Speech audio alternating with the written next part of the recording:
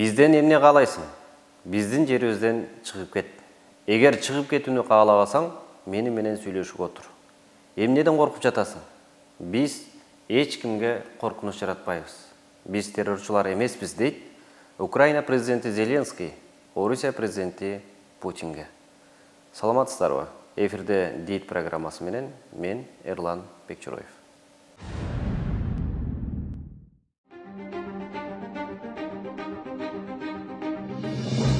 Ушул жылдын 24 февралынын таңында Орусиянын президенти Владимир Путиндин Донбассты бошотуу операциясы деген жүйө менен Украинага согуш ачканы дүйнө элин дүрбөлөңгө салды.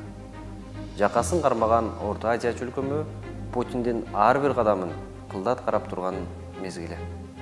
Тууган славян элинин кармашы Украина элин азапка салып канга боёду. Орус эшигин жаап, Европага ыктайм деген Зеленскийдин ишенимдүү кадамдары ташка Европа Зеленскийди жардын кырына алып келди. Ал арада Бириккен Улуттар Уюмунун Орусиянын Украинага чабуулун айыптаган резолюциясын 141 өлкө колдоду.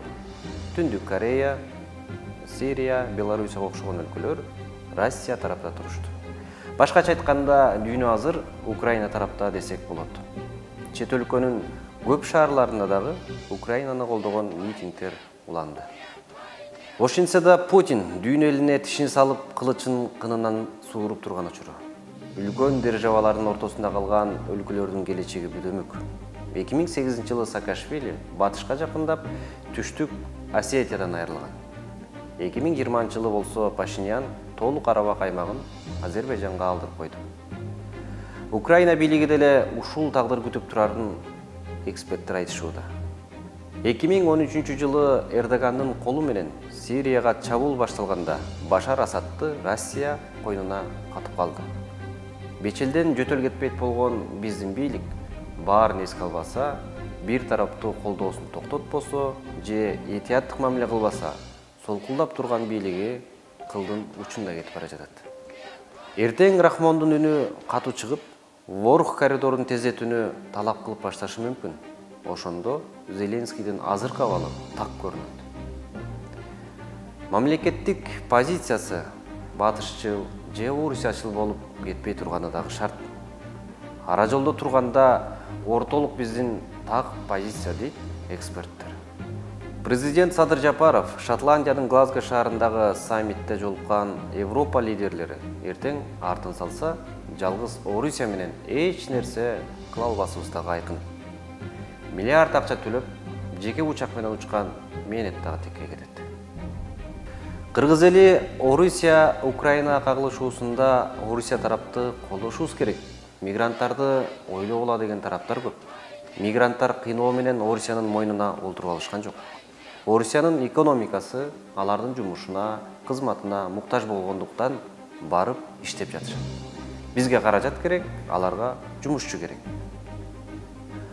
Азыр Кремлдин таламын миң талашсак да, мигранттарыбыз үчүн шарт жакшырбайт. Эгер Орусиянын экономикасы кризиске кетсе, ал жакта иштегендердин баарысы ошол кризиске кабылат. Биз кандай гана мамиле кылбайлы, бул конфликттен кийин көптөгөн мекендешибиз жумушун жоготот, тапкан акчасы азаят.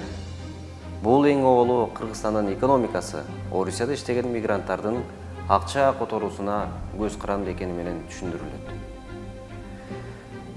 Маселен, былтыр Орусиядагы мигранттар 2 миллиард 700 миллион доллардан ашык каражатты мекенине которушкан. Бул өлкөбүздүн ички дүң өнүмүнүн 4төн бирине барабар. Дүйнө түп тамырынан өзгөрө баштады. Эл аралык коомчулук муштумдай биригип, Россия Федерациясына каршы чара колдонуп жатат. Россиянын экономикасы болуп көрбөгөндөй кыйынчылыкка кабылат дешет. Алар дагы кризис биздин өлкөгө эле эмес, Орто Азияга залыкасын тийгизет. Азыр Орусия бир гана Украина менен эмес, бүткүл батыш менен дагы согушуп жатат десек болот. Украина орустар бир эле эл деп жатабыз. Путин Украинанын элин бөлүп жатат деп түшүнөт. Ошон үчүн Путин согуштун экинчи күнүндө жалпы дүйнөгө, айрыкча батышка, мен керек болсо ядролук куралды колдоном деп айтты. Анын ишенгени ядролук курал. Орусия президенти Путин Украинаны нацисттер башкарып жатат, геноцид кылып жатат. Бадыровцылар колго алып алышкан дейт. Эксперттер бул карандай калп болуп көрбөгөндөй бурмалоо дешүүдө. Донецк менен Луганск боюнча 8 жылдан бери чечилбей келген маселенин эң чоң себептеринин бири лидерлери Кремлден көрсөтмө алып, Киев менен тил табышууга кызыктар болбогон. Азыркы Пушилин менен Пасечник Кремлдин желдеттери деп бааласак деле болот. Экөөнү бирдей күнөөлөп, экөөнү бирдей тынчтыкка чакырганыбыз менен бир тарап баскынчы, бир тарап коргонуп жатат деп кес айтканыбыз дурус. Орусия президенти Владимир Путин СССРге кирген мурдагы республикалардын жерлеринин бир бөлүгү орус элинин чоң белек экенин бир канча жолу айтканы бар. Путиндин азыркы кадамы чочулатпай койбойт.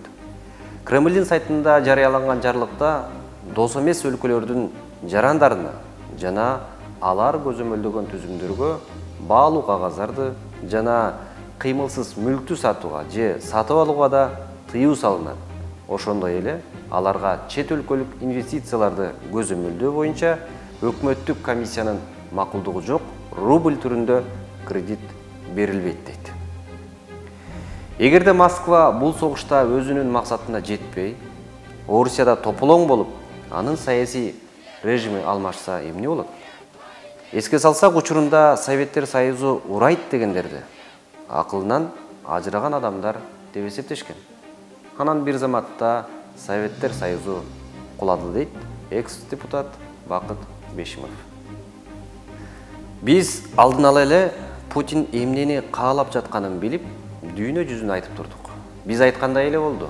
Путин өзүнүн агрессиясын актоо үчүн бардыгын бурмалоого аракет жасады.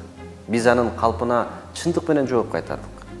Ал баары бир жооп берет дейт АКШ президенти Джо Байден 1-марттын кечинде жасаган кайрылуусунда.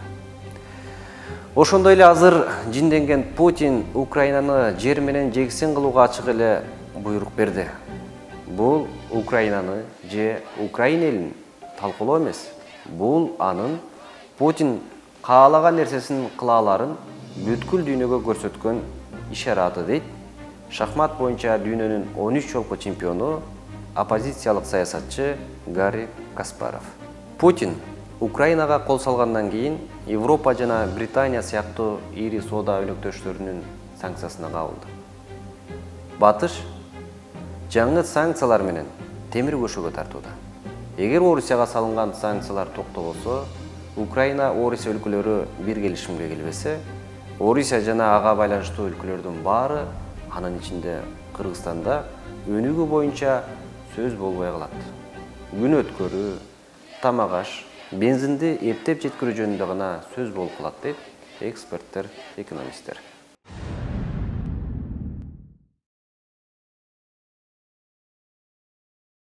Кыргыз экономикасы итке минип турганда, дүйнөнү каптаган аламат биздин стратегиялык негизги өнөктөш мамлекеттердин капчыгын жугартат. Доллардын курсунун көтөрүлүшү Кыргызстандын тышкы карызынын көбөйүшүн дагы шарттайт. Себеби өлкө ичинде киреше сом менен табылса, карызды доллар менен төлөөгө туура келет. Тагыраагы тышкы карыздын 81% чет элдик валюта менен кайтарууга макулдашылган. Улуттук банк жыл башынан бери сомдун курсун туруктуу кармоо үчүн 3 жолу интервенция жасап, 169 миллион долларды каржы базарына чыгарган. Ишкерлер бийликке кайрылып, доллар менен алынган акцияны сомго которууну өтүнүп жатышат. Өлкөнүн валюта базарында азыр 1 доллардын баасы 97-98 сомго барабар. Акыркы 10 күндө эле АКШ доллары дээрлик 10 сомго кымбаттады. Мындай жагдай доллар менен акциялгандар жана соода кылгандарга олуттуу таасир этип жатат. Мындай шартта бийлик элдин колундагы акчасы күйүп кетпеш үчүн чогултулган каражатты алтын менен сактоого дагы чакырууда. Жакын арада улуттук валютабыз катуу басымга кабылышы ыктымал. Каражатты алтынга салуу мүмкүнчүлүгүнө көңүл буруу абдан маанилүү. Ар бир валютанын куну качат. Биздин алтындын гана баасы өсөт. Ошон үчүн акчасы бар жарандарыбыз Улуттук банктан алтын сатып алыңыздар. 1 граммдан баштап 13 килограммга чейин алтын куймаларын каалаган көлөмдө сатып алсаңыздар болот. Чек жок. Эч кандай төлөмдөр да жок. Ушундай шарт түзүп койдук. Капиталыңарды кагаз акча менен сактагандан көрө алтын менен сактаңыздар. Алтын эч качан кунун жоготпойт дейт президент Садыр Жапаров Facebook'тагы жазган кайрылуусунда. Азык-түлүккө болгон баа асман чапчып турганда алтынга эмес, азык акча жок. Алса баягы эле байлар алат. Кумтөр алтынын чет өлкөгө сата албай калып, элге сатып башташкан турбайбы? Алтыныбызды сатууну базардын деңгээлинде түшүрдүңөр деген катмарда карбын. Дилдени төөгө жүктөтүп, жибектен аркан тарттырып деп, Эртөштүк эпосунда айтылгандай, алтын дебей дилде деп колдонуп баштабайлыбы дегендер дагы жок эмес. Экономиканы түшүнгөн адистердин айтымында, азыр президент алтын сатып алгыла деп айтып жатат. Туура, алтын сомго окшоп кунун жоготпойт. Ал жагынан жакшы. Эгер кимдин көп акчасы болсо, албетте алтын сатып алышсың. Бирок алтын кыска мөөнөттө эле кымбаттап кетпейт. Бир канча жылда гана кымбаттайт. Ошондо аны киреше менен сатса болот. Көп жылга чейин кереги жок акчаңар болсо, туруп калган акчаңыз болсо, алтын сатып алыңыз дейт эксперттер. Дүйнөдө тынчтык болсун, элибизде бейкутчулук болсун. Аты жөнүм Эрлан Бекчуроев. Саламатта калыңыздар.